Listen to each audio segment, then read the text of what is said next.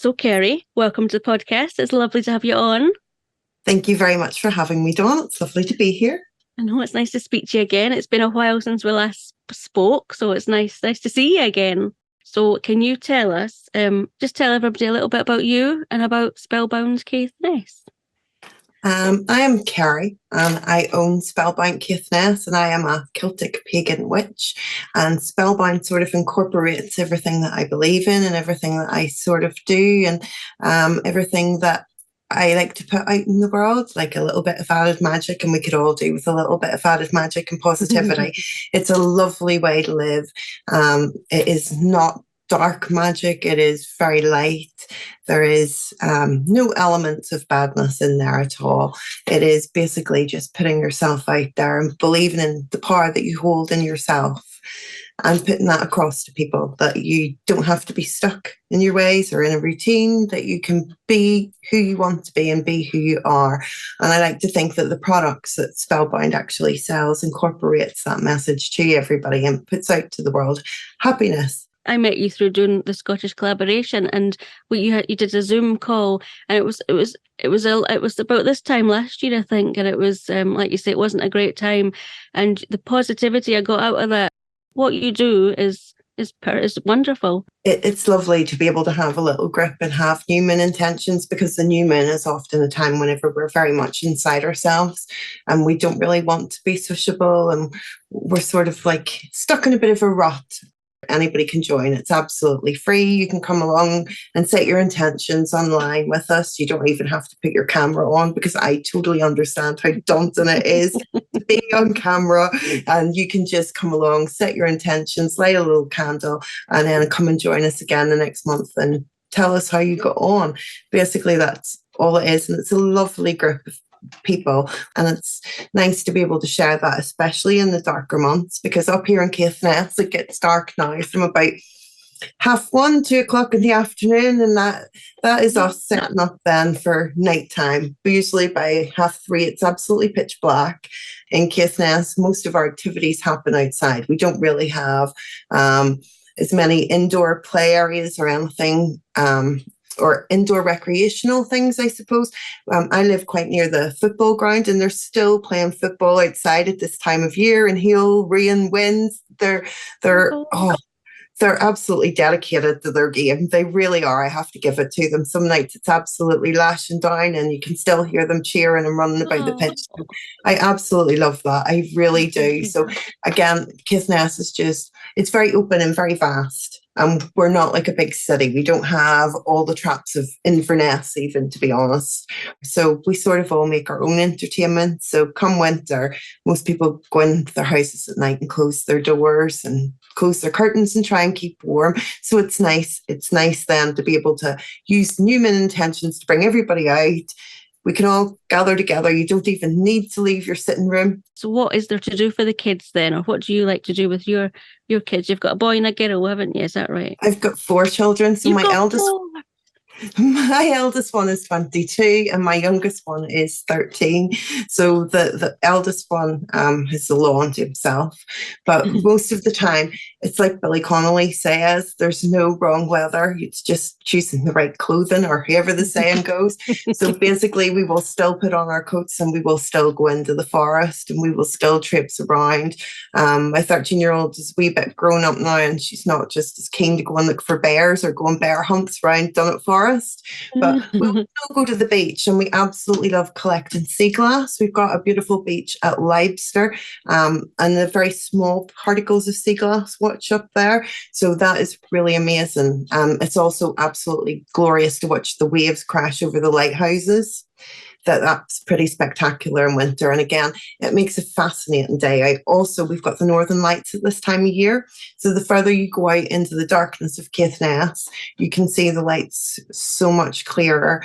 So again, come winter, we would pack a little hot chocolate in the car in a little flask, and we would go up west a little bit and look back towards north, and we would sit there in the car, and it's absolutely lovely. It really is. It sounds like oh gosh, I'm sure people would rather be doing so much more. But it is absolutely really, it's just a whole other way of life. And it is so quiet and you get peace to do what you want.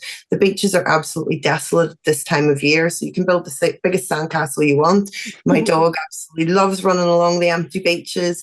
It is just absolutely wonderful in winter whenever there's not as many tourists and we've got all of this to ourselves.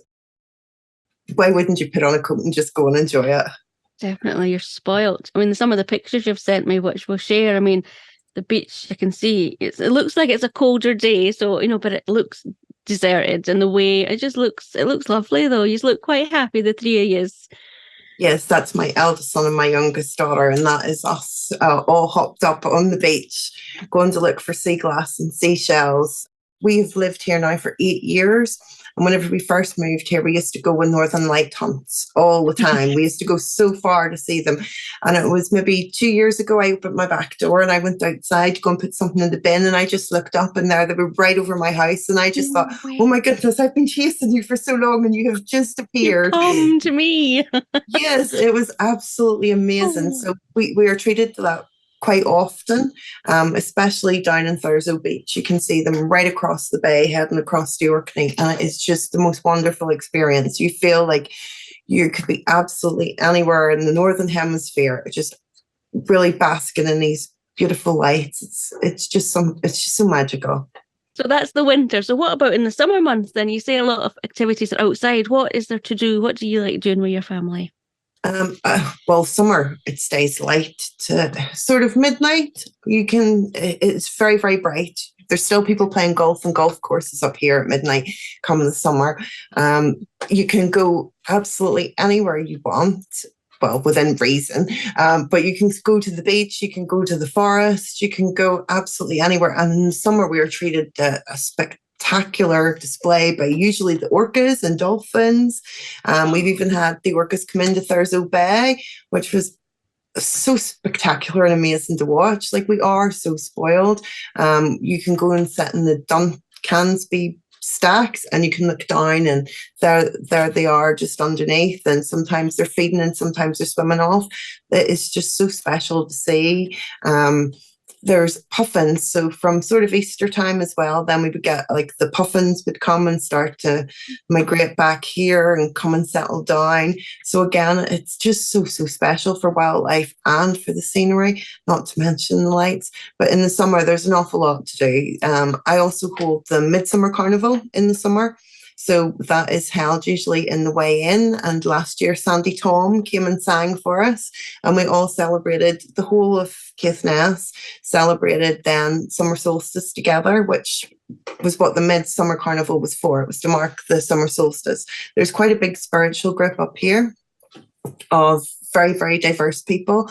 And it is nice to bring everybody together once a year. So we held this carnival last year and the town came out in force. We had performers and singers and it was just absolutely amazing. Everybody came together and just put on this fantastic display. And the money we raised went to Thurso Lifeboat. Everybody came out and they just enjoyed having this opportunity to celebrate summer solstice and come together. And we had a fire show at the end.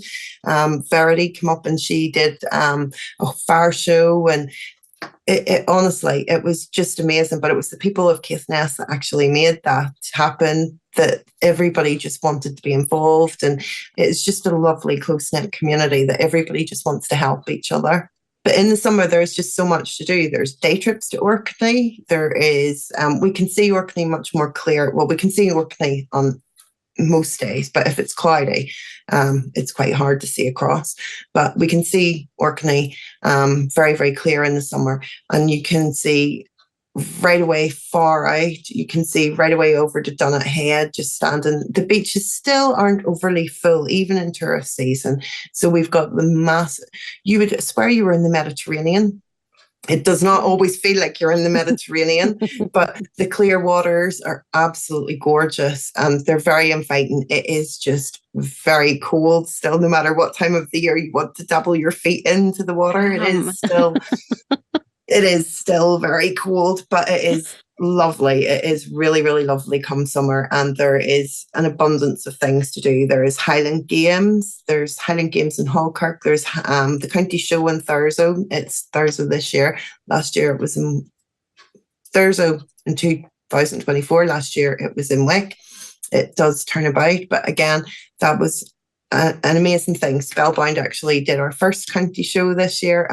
It was lovely. It was really, really lovely. Then if you go on round the coast again, you've got the lighthouses, you've got the small villages and towns, you've got wonderful places to go and eat. There's so many things up here that's actually really undiscovered. And then we've also got standing stones too. We've got the Hill of Many Stains, which is just sort of outside Wick.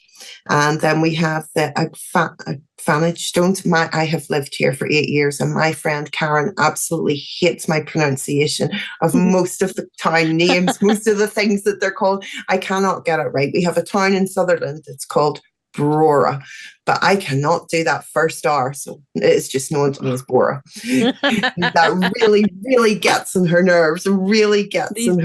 These damn Scottish R's. I know that they're just in so many unexpected places, but there's an abundance of things to do in the summer, and there is quite a lot of events on that people can come and join in with. And then we've got a Thurso Town and Community Craft Market. It's on once every month in the Legion in Thurso, and it's run by some really, really lovely people. And everybody is always more than welcome to go and have a cup of tea, and a local charity usually does the tea and coffee. Again, it's a lovely community that is often brought together by the people that's in it, and it's the people that make our community up here. Everybody is really quite welcoming and want to make the most of this wonderful setting that we've been given, And like you say, it's the community that just sounds such a vibrant place as well. I don't know how many people do you think live there? Are you all known each other? Is it that kind of small, or? I would say so. I think the last time I looked at the census, there was 7,500 people lived in Thurso, which is really quite small.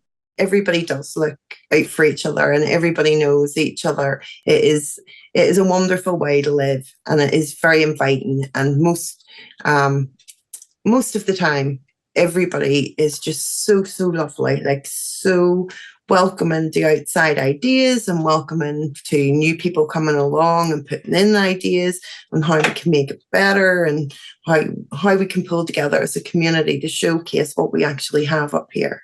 I'm curious about this photo you sent me. It's really, I don't know whether you took it. It's off is it the front of a church, or a big window?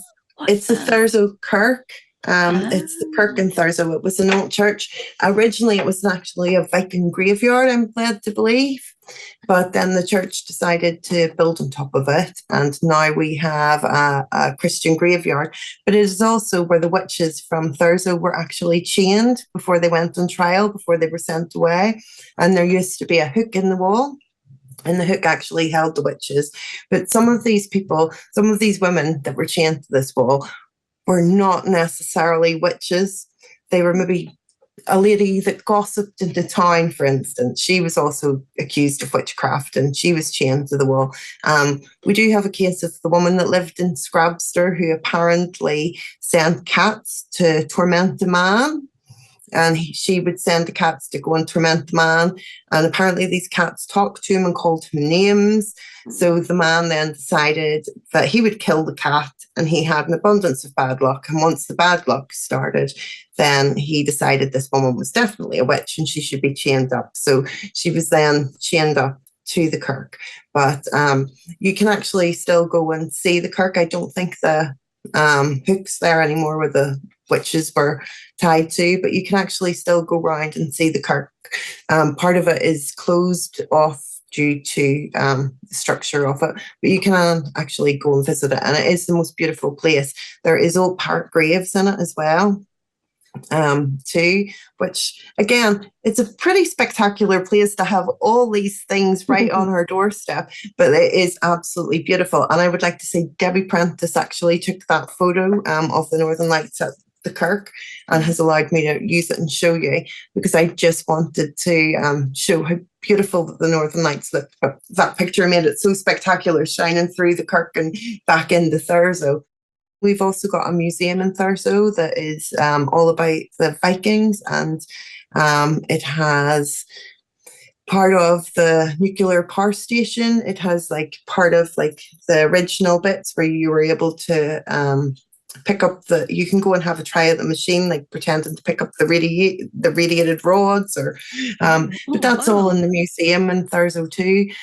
They have the art gallery upstairs. They have downstairs tells you a little story about the rocks and things that have been found around Thurso. Again, it's really, really interesting, and it's really worthwhile going to see whenever you're here.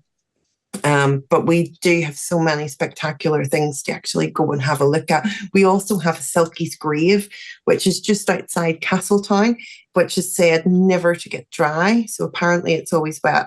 So a Selkie is like a sea creature that comes ashore and takes human form.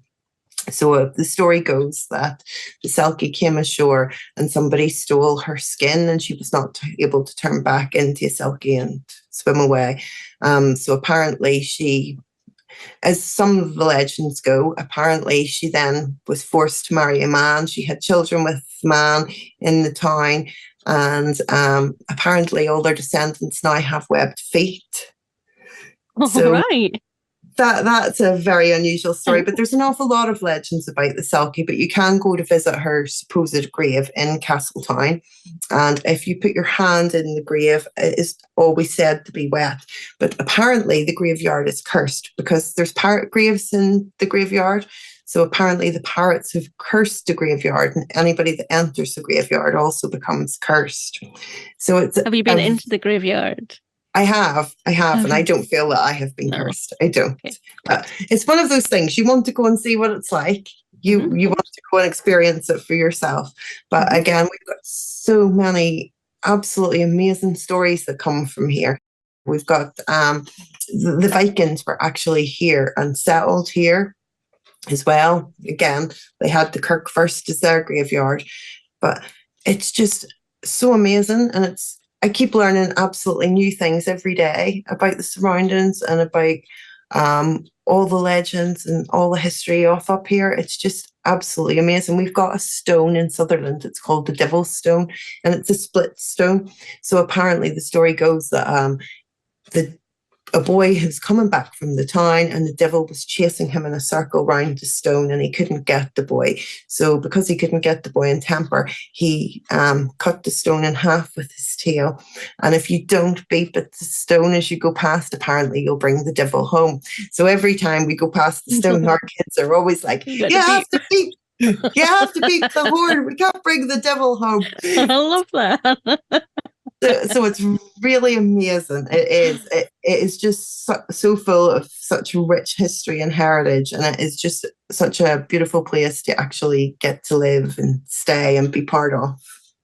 And what brought you there, Kerry? We had come here on holiday. We decided we wanted to see snow. It does not snow very often in Northern Ireland. It doesn't snow very often anywhere in Ireland ever at all.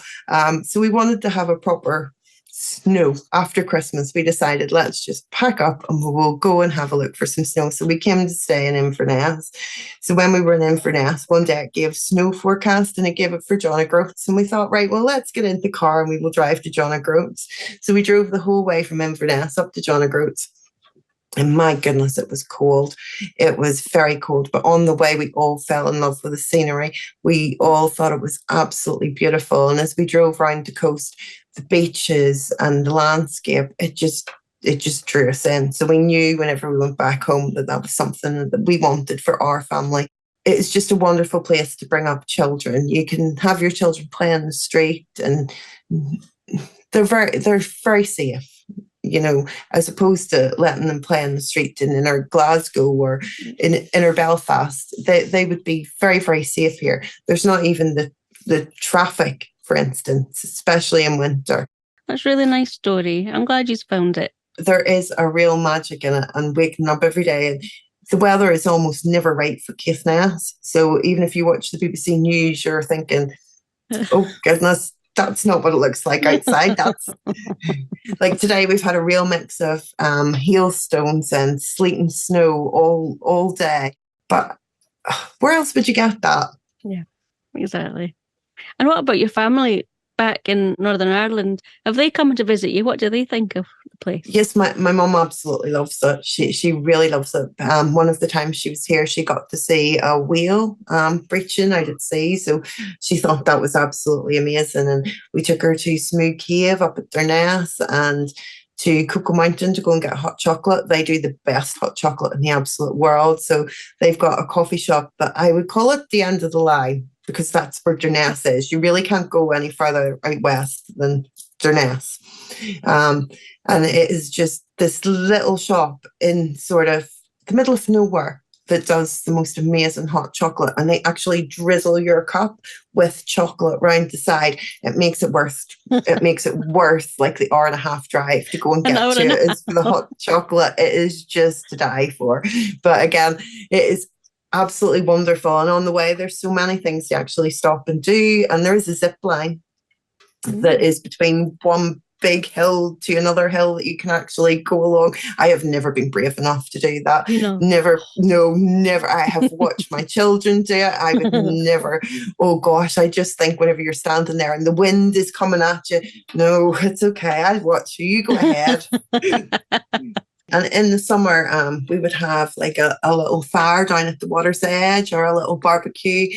And it's just perfect to sit at night time and watch the waves come up and the stars twinkle in the sea. Oh, Kerry, you're selling it. You're selling it.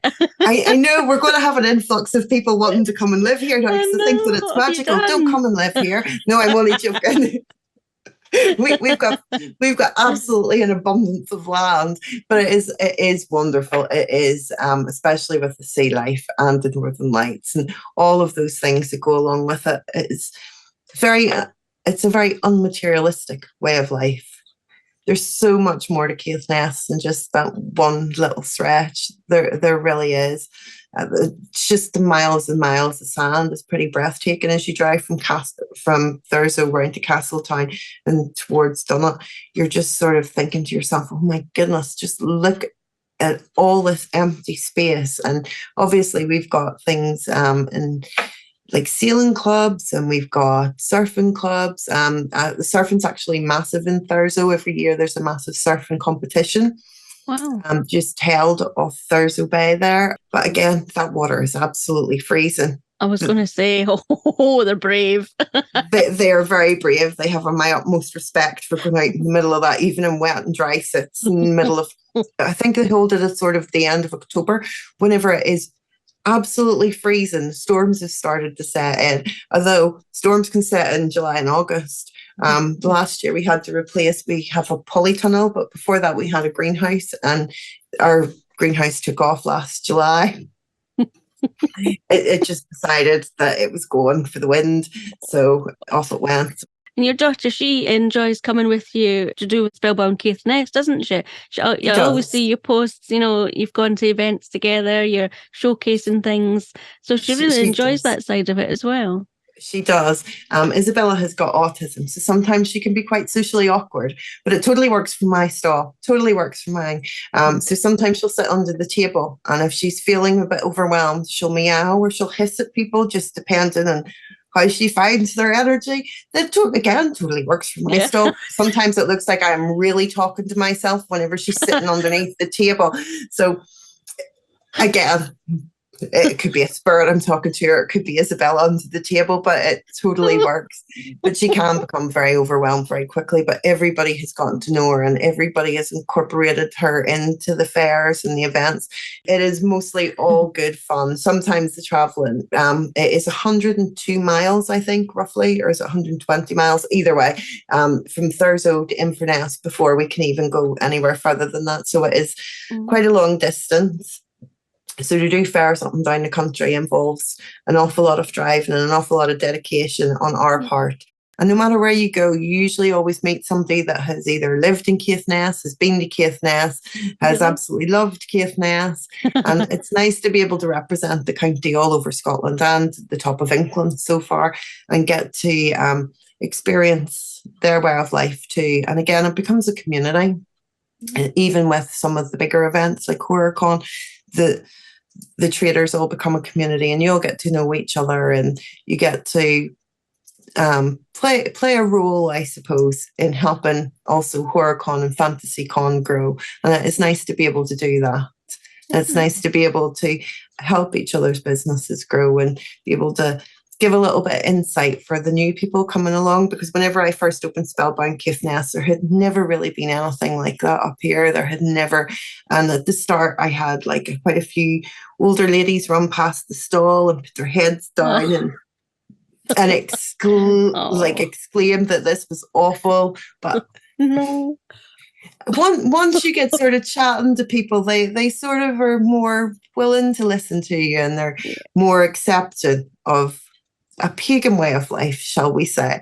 But it has been a real learning curve the last 2 years from I started Spellbound, and it has been wonderful. You would think for a small community you could end up very by yourself and very closed off, but that is not how I have found it. At the start it was difficult to find a sort of a middle ground, shall we say, for witchcraft, but it has definitely found its home back here in Caithness with all the other wonderful women who came before me. It has been a real learning curve, and it has just set us up for having our own little community. I'm hoping next year that we'll perhaps have a Caithness coven, and we will have like a little collective of women that just want to come together and weave and make spells and potions and learn how to make their own broomsticks and learn what their crystals are for and how to charge them and what all the different phases of the moon can mean to you as a person. And I just want to be able to share the knowledge that I have gained along the way. And I think that is something that I would like to be able to pass on to everybody, which is what I sort of use Spellbound to do, is everything that I have ever learned or I have ever been taught is to help pass that on so that everybody can use it in whatever way that they like and incorporate it into their lifestyle too. And everybody's more than welcome to come to Midsummer Carnival 2024. Yeah, would you know when it's going to be? Have you said? Yes, it's going to be the 21st of June. So it's going to be an actual summer solstice this year, which makes it even more special. So we're going to up our game, and hopefully we'll have a bigger fire show than last year. Now, the fire show last year was already very good, but the rain came on at the very end. But Verity was an absolute trooper and continued on. She really was. She was so special.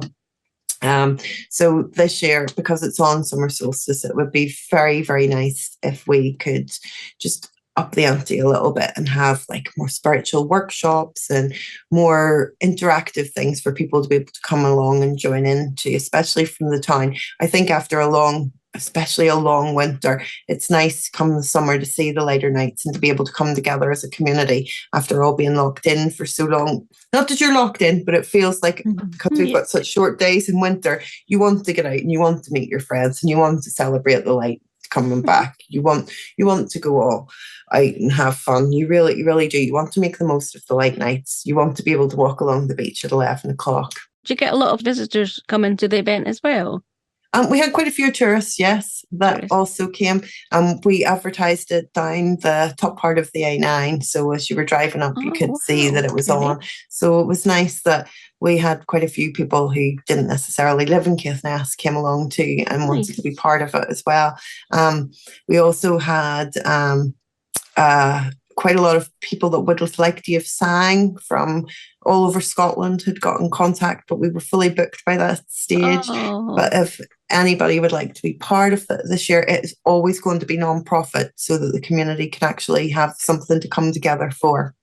All we ever ask is a donation for the lifeboat, which is who we raised money for last year. And I would like to do it again for the lifeboat this year. So if anybody would like to come and give support or help in any way they can, it would just be absolutely wonderful. And it is nice that it can be, we're open to it being absolutely anything, any denomination, any religious thing, absolutely anything. We incorporate everybody. We try to. We really do. We wouldn't turn anybody away. It is wonderful that the community wants to support something quite unusual, Dawn, for it is, here. Isn't it? I really can't give Caithness enough credit for all of the things that we have here and all of the beautiful scenery that we have. And we tend to often be overlooked. There is so many special places to go and visit here, which again, my pronunciation is still absolutely shit after 8 years of living here. I don't know it's ever going to get any better, so I apologize now, but at least at this stage I can say pronounce quite a lot of the words and streets, and hopefully it'll get easier with time. My tongue will get used to the extra R's. Kerry, it's been lovely talking to you. I've really enjoyed hearing about Thurso and everything that you've talked about. You've really immersed me in the place. I love it. Really, really good. You're going to have to come and visit now, Dawn. No, I am. And when you were talking about your festival next year, I'm thinking, oh God, that sounds great. I'm thinking I don't have to make it up. You're absolutely more than welcome to come, and you would really, really enjoy it. You might not want to go home again until winter hits, and then it's a whole different level of cold. I'm not going to lie. It really is phenomenal. It's definitely very, very picturesque, and it is an absolute pleasure to be able to live here and promote Caithness. Before you go, I'm curious. You've got so many beautiful, beautiful projects on your website. I mean, just stunning. What's your favourite? Do you have a favourite? Is there something that you just... I recently made our own spell box. So all the herbs were grown in our garden. So it is like totally ours. Every part of it was made here in my house, from the anointing oil to the herbs, even the spell. I wrote all of the spells that's in the spell box. So that was all totally me. So everything is in it. It's all from us, and it is all from here and Caithness, and I am just so proud of that. It took 2 years to be able to grow quite a lot of these herbs. It was quite tricky to be able to learn how to grow skullcap and Angelina and vervain, all these herbs that you can't just go to Tesco's and buy. It took a long time to actually work with them, and the mugwort actually took over the garden for quite a long time. It grew out of control, and we were wondering for quite a long time, what can we do with all of this mugwort other than just do spells? So we thought we would put it in a spell box, and it has come together absolutely beautifully. And it's the product that I am most proud of, because every part of us is in that box. It sounds really, you should be proud of that. That's an amazing achievement, that, isn't it? Thank you, Donna. I do feel proud of it. It took such a long time to be able to put it together, and in the end, it has just blown me away. We also sell pin dolls, which my friend Karen crochets, which is absolutely amazing. So they're Highland pin dolls, and they all contain a little bit of magic. But we believe that rather than use them for badness, that if we actually take the pin and we bring it out, and we bring it from our stomachs, obviously not touching yourself, to the top of your head, and you bring that pin and you put it into the pin doll, that you're releasing your own bad energies, and you're putting your own energies into the pin doll rather than cursing anybody or using it for badness. We believe if you take all of that out, that the doll can hold all your really bad thoughts and feelings, and you can store them in there rather than having to store them inside yourself. So I think that is also a wonderful tool and really good to help people. And again, it's about promoting the light of witchcraft rather than the darkness. I think people often believe that we're cursing people and there's an awful lot of badness, and there's absolutely none of that. It is just such a nice way of life to be able to actually let go through using the doll or the spell box, and casting your intentions out to the world, because that's what magic is all about, is putting all of that out there and really believing that you can do this. And self-belief really does carry you on so far in the world, and it's nice to be able to give people the belief in themselves that they can achieve whatever they want. That sounds really nice. I like the sound of that. What a beautiful thing you've done there. It's been really, really wonderful listening to you and everything you've got to say. It's been fascinating. I've really enjoyed it. Thank you, Dawn.